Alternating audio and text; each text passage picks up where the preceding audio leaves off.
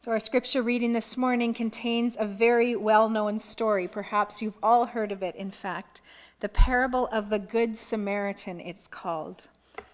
And the Samaritan in this story is so well known for being good that we've named hospitals and nursing homes and relief agencies and philanthropic organizations after him. We even have laws named after the Good Samaritan. They protect people who are trying to offer aid to another person in distress from being sued, and they're called Good Samaritan laws. However, we should not mistake our familiarity with this story to mean that we understand it well. This story has layers of meaning and such a large history of interpretation that even though we immediately recognize the story, that doesn't mean that we really understand it well.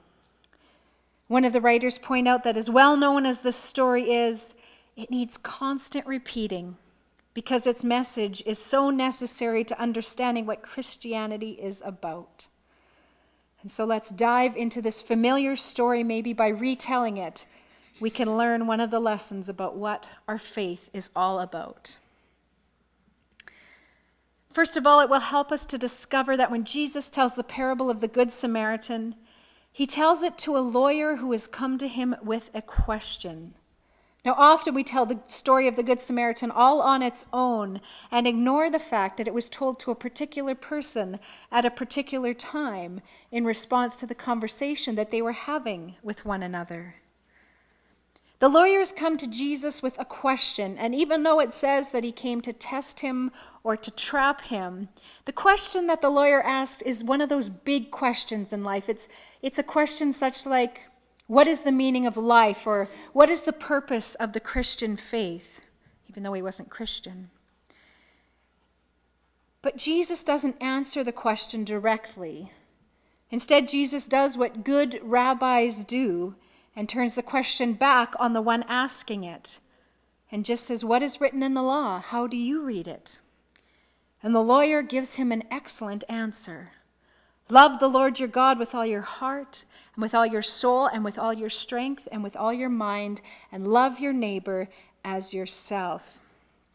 That answer, in fact, is an answer that Jesus himself gives in both Matthew and Mark, which my professor Scott McKnight calls the Jesus Creed. Now, Jesus was an itinerant teacher. He spoke to different crowds at different places, and he probably repeated stories and lessons. And so it's possible that the lawyer was repeating back to him the words he'd heard him speak already. Or maybe this really was the lawyer's understanding of what was written in the law. Ultimately, we don't know. But initially, Jesus praises his answer. You have answered correctly, Jesus said. Do this, and you will live. But the lawyer presses on and asks Jesus, well, who is my neighbor? And Jesus gives as his answer our familiar story. While we were touring Israel, my professor Scott McKnight gave us a series of teachings on Jesus' parables. And he suggested that every time we hear a parable, we imagine Jesus starting out saying, imagine a world like this. And so let's us imagine Jesus saying to this lawyer in response to the question, who is my neighbor? Jesus says, imagine a world like this. A certain man was going down from Jerusalem to Jericho. You see, in Jesus' brilliance, he doesn't answer the man's question directly, but instead he tells him a story. He invites the lawyer to imagine a world in which his own worst enemy acts as the hero. So why does Jesus give a parable here instead of answering the man in a straightforward way? Well, the thing about stories is that they are powerful.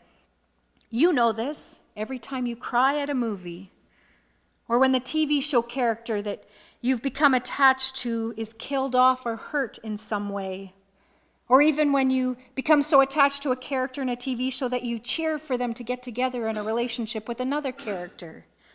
Of course, if you're pressed, you know that these are not real people, these are not real life situations, they're just actors being paid to portray these events. And yet they affect us on an emotional level. the story resonates with us. The other thing about story is that it sticks with you. Maybe you've had this experience. I know that I have. I was reading the epic story by J.R.R. Tolkien, Lord of the Rings, and it's a big set of books. If you've ever read it, you know this. And as I was getting to the end of the last book, I started to get sad that I would have to leave this world that he created when the book ended, because it was such a meaningful place to be. Or maybe you've had the experience after seeing a movie or reading a book that movie or that story just sticks with you, and you keep turning it over in your mind over and over again. You might gnaw or ruminate on a story long after that person has stopped telling it. Now, I wonder if any of you have had this experience, and I'm not looking down on anyone who has, because this has happened to me a lot, but you read or see the story of someone who has had a product work for them, like a supplement or a cleaning product or a hair growth solution or whatever it is, and they tell you how their life has been changed by this miracle product. And so you go and buy it yourself because you believe this person's story. In fact, the reason why these companies use people's stories is because they are powerful. They touch people. They work better, in fact, than quoting statistics or facts at people. Psychological research has shown this. Because stories are powerful. People do not respond to numbers the same way they do to stories. One writer says that in this context, this story is so powerful because he says, my problem generally isn't knowing what I should or shouldn't do. It's having the vision to see a person not as a burden, but as my neighbor. To recognize in the face of another their needs, not a hassle, but an opportunity to show the mercy I myself have experienced in Christ. This writer says, my problem is not a lack of information, it is a lack of faith. And likewise, I would say that often our problem also isn't a lack of information, but a lack of faith. And because stories are world-shaping, or even, in the case of some stories, they change our worlds, in the response to this lawyer's very practical question, who is my neighbor?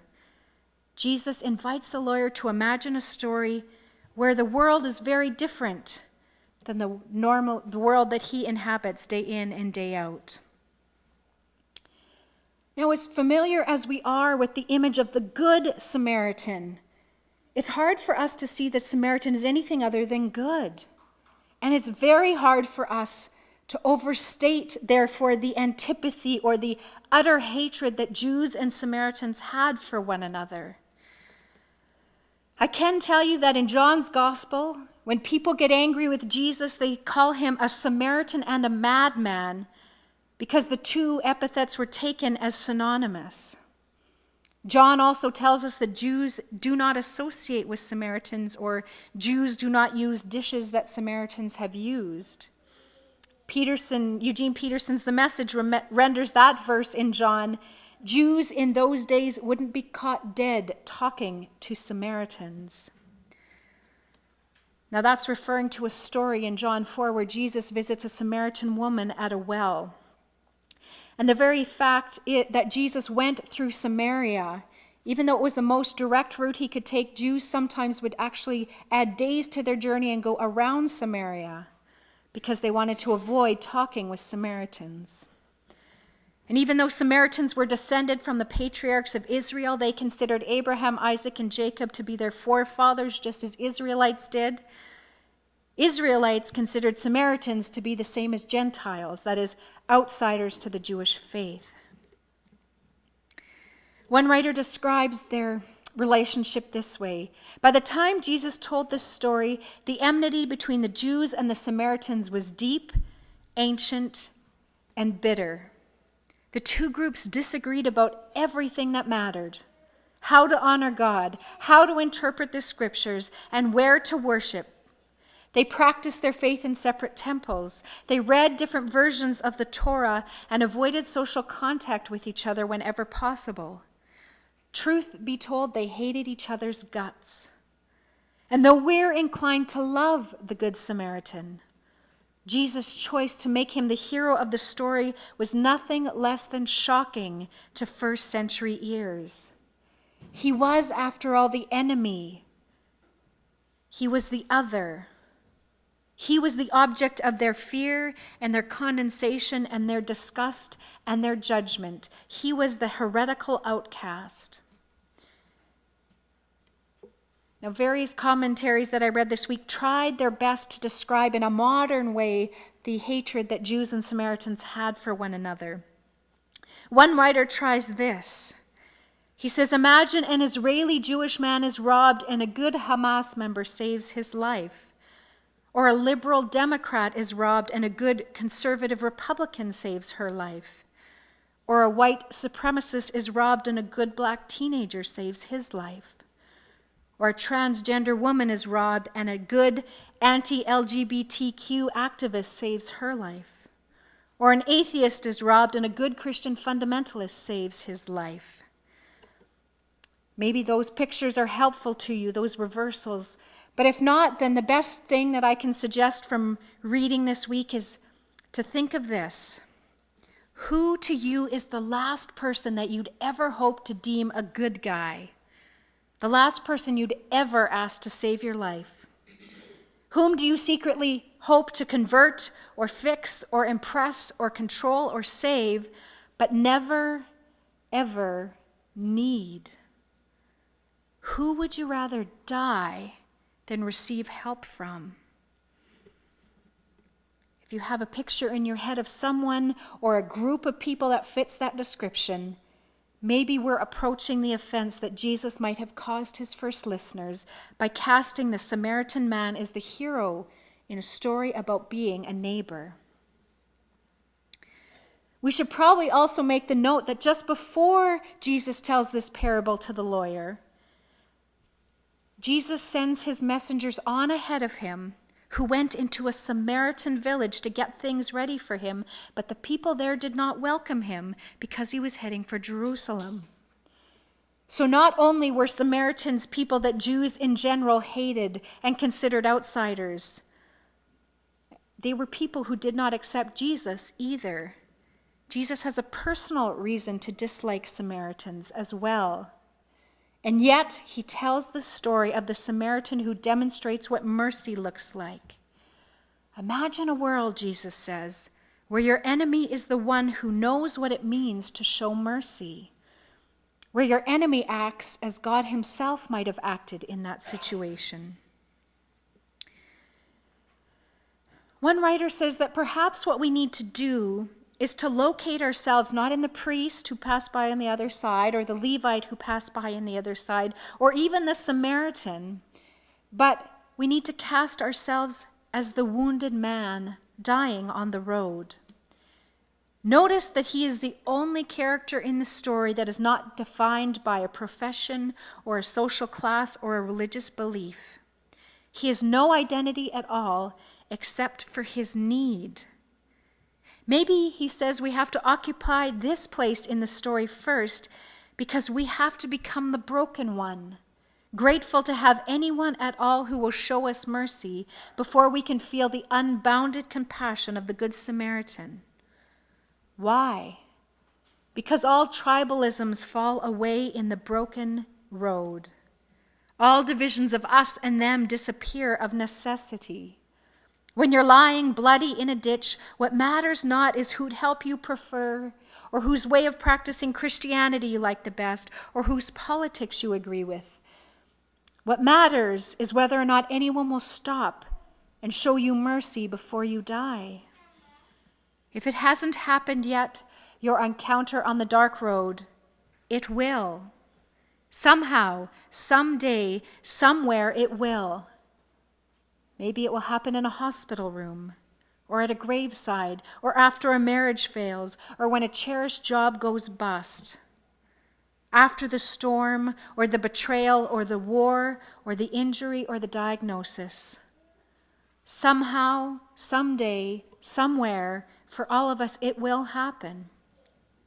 And when it does, it won't be your theology that saves you, and it won't be your cherished affiliations that matter, All that matters is how quickly you'll swallow your pride and grab a hold of that hand that you never hoped to touch. How humbly you'll agree to receive help from the enemy that you fear. How long you'll persist in the Lone Ranger fantasy that we all cling to before you allow an unsavory other to bless you. Who is my neighbor? The lawyer asked. Your neighbor is the one who scandalizes you with compassion, Jesus answered. Your neighbor is the one who upends all the entrenched categories and shocks you with the fresh face of God. Your neighbor is the one who mercifully steps over the ancient, bloodied line separating us from them and teaches you the real meaning of the word good. In response to the lawyer's question, Jesus tells the lawyer a story, inviting him to imagine a world where your enemy is the one who scandalizes you with compassion. What would living in a world like that look like? The other thing that is so powerful about story is that it changes us. If you know the stories by C.S. Lewis about the Chronicles of Narnia, which are another set of stories which have shaped me in my life, you know that 4 children from this world go and visit the world of Narnia. And at the end of their stories, they always tumble, often unexpectedly, back into this world. But they are different people because of the people they've met, because of the things that they've experienced in that other world. And so it is with us. Maybe all at once, or maybe in the days and weeks to follow, little by little, the lawyer finds that he cannot get the story that Jesus told him out of his head. And he ponders it over and over again, and maybe he begins to change. There's a subtle shift, you see, in the question that the lawyer asked Jesus before Jesus tells his story, and the question that Jesus asked the lawyer at the end of the story. The whole exchange, we've said, begins with the question, who is my neighbor? And it ends with Jesus posing a question back to this lawyer. Which of these 3 do you think was a neighbor to the man who fell into the hands of robbers?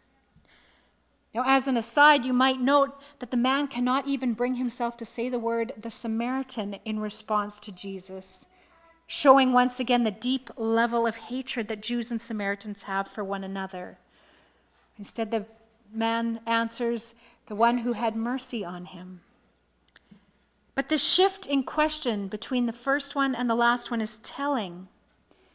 One writer says this, the answer, of course, is obvious to the lawyer, and it's obvious to us. It's the Samaritan. The answer is the one who went out of his way to help another. But do you notice how asking the question differently changes things? Suddenly, the neighbor isn't simply the person in need, but the one who provides for our need, or the one who takes care of us. Maybe the lawyer was asking the wrong question from the beginning. Maybe we shouldn't ask the question, who is my neighbor, in order that we know who to exclude. After all, if I know who my neighbor is, then I know the people that aren't my neighbor, and therefore I do not have to love. One writer says that Luke takes up this subversive piece of theology in order to deal with the lawyer's question, who is my neighbor? Are there limits? Is it to include only the people of my community, of Israel? Might it also include undesirables, Samaritans, and Gentiles? Does it include women, people with disabilities, lepers, or others that are frequently excluded? Ultimately, it's a theological question. Whom does God love? And just a little aside, I was speaking my sermon out loud yesterday, and Noelle heard me. And she whispered to herself, God loves everyone. Luke has Jesus tell this parable, and then he reverses the question, who proved to be a neighbor to the man who was beaten up? So Jesus tells the lawyer a story. Imagine a world in which your enemy is the one who demonstrates the mercy of God to the broken person lying in the ditch. If you can imagine this world, if you can be shaped by it, then it will change the way that you live in this world. Martin Luther King Jr., in his speech, "I've Been to the Mountaintop," says this: "The priest and the Levite asked, 'If I stop to help this man, what will happen to me?' But the Good Samaritan came by and he reversed the question. 'If I do not stop to help this man, what will happen to him?'" You see how shifting the question that we ask might change the way that we live because of a story. Another author says that the question that Jesus asks at the end shifts the question from focusing on the limit of our responsibility to the extent of our opportunity. That is, we have the opportunity to help as many people as we come across. "Go thou and do likewise," Jesus says to the lawyer. Go and do. In the words of one writer, however, there is a final thing this parable does not tell us. It doesn't tell us whether the lawyer did go and do as Jesus told him. And as contemporary people, characterized by the same combination of sincerity and shallowness as the first century lawyer, the outcome of this parable is now up to us. Will we allow ourselves to be shaped by the story that Jesus tells? Will our familiarity with the image of the Good Samaritan helping the wounded man on the road change the way we interact with the people that we meet today and tomorrow as we go about our lives? That is the question before us. And just one final thing before we end. You will notice that we have set before us the table of the Lord. Once again, we go back to the story that Jesus tells. One writer says this: Jesus chose a Samaritan to act like he would act in this parable. Jesus chooses an outcast to play his role in this short tale. Jesus identifies as one of the rejected by his audience to demonstrate how God acts in this world. And all this after a group of Samaritans rejected Jesus and refused to give him a place to stay in Luke chapter 9. And all of this makes me wonder whether there's another lesson in this parable, that God often shows up where we least expect God to be. No one expected God to reveal God's glory through the disgrace of the cross, and no one expected or even wanted God to reveal God's power through vulnerability and suffering. But that's what happened. Perhaps that's why Jesus chose a Samaritan to remind this self-justifying lawyer that there's no self-justification possible. Because the moment we can justify ourselves, we no longer need to care about those around us. The consequence of justifying ourselves, it turns out, is to struggle to recognize the presence of God in our neighbors, and even harder, in our enemies. When we fail to see, when we fail to draw near, when we fail to help those we mistrust or fear or simply want to ignore, we risk missing the saving presence of God in our lives and in the world. But this is not just a lesson to be learned, it's a promise as well. God comes where we least expect God to be, because God comes for all. God comes for the self-justifying lawyer and the outcast Samaritan. God comes for the attentive Mary and the distracted Martha, for the refugees and those who want to keep them out, for those in need and for those who help them and for those who turn away. No one is beyond the pale of God's mercy, grace, and redemption. And if we're not sure about that, then he will not only suffer and die on the cross to show us just how far God will go to demonstrate God's love, but he'll also forgive those who crucify him in the process. No one is beyond the reach of God's love. No one. And so Jesus brings this home by choosing the behavior, the most unlikely character, to serve as the instrument of God's mercy and grace, to exemplify Christ-like behavior. That's what God does. God chooses people no one expects and does amazing things through them, even a Samaritan, even me, even you. And every time we celebrate the Lord's Supper together, we allow that story to shape us as Christians.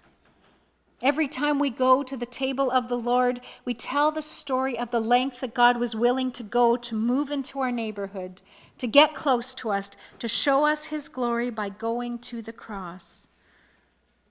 The promise that God comes where we least expect God to be because God comes for all is what we celebrate every time we go to the table of the Lord. And so now let us move to this celebration to remind us once again of God's love for us, but not just for the people in this room, but for all people throughout the whole world. People outside of these walls, people even that we might consider our enemies. Would you pray with me as we go to the table of the Lord this morning? Compassionate God, how easily you look with love on those who look unlovable to us. How readily you welcome undesirables into your home, and how slow we are to follow your example. As we celebrate at your table once again and receive once again within ourselves your body broken for us and your blood shed for us, we ask that you would help us to be grateful for how very much you give us. But we also ask that you would turn our hearts outward toward all who are considered outcast, shunned, and unclean, so that we may love our neighbor without pity or apathy. And may we do all this for the sake of the one who became flesh to cleanse the world of sin and death forever, Jesus Christ, our Redeemer. Amen.